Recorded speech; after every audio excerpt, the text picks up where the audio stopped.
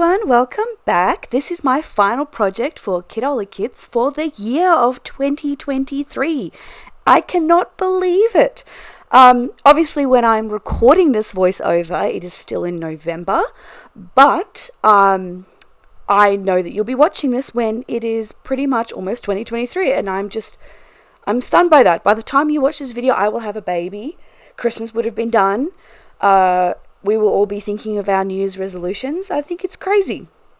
I should probably talk about the layout, shouldn't I? I'm using these. I just really wanted to use this paper, that 12 by 12 floral paper, as like a jumping off point. And so I wanted to layer my photos on the one side.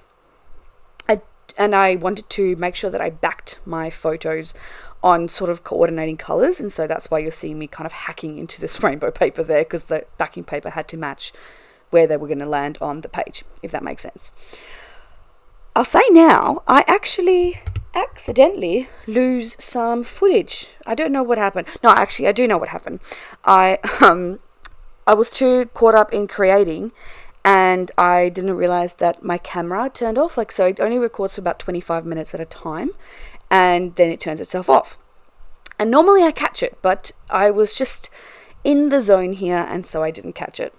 So that middle photo is going to go up on some foam tape as well, but the other two are not, and that's because I'm going to fussy cut some flowers out of another piece of paper, and I'm going to stick them, and those are going to go on foam dots as well.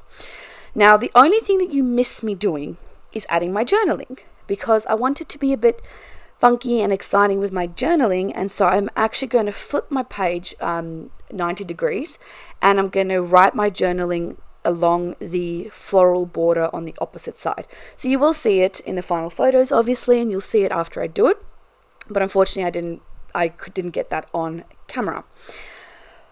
Okay, so this is just me going through and adding all of the foam to these flowers. It's funny watching this back now, because I was watching Friends while I was creating this layout, and I'm already like thinking about it's like the episode where Ross's child auditions for a role in an ad, and so does Joey, and it's like really competitive. And so watching me do this, I'm just reminded of that episode, which is funny. Okay, now moving on, out of breath again, because like I said, very pregnant.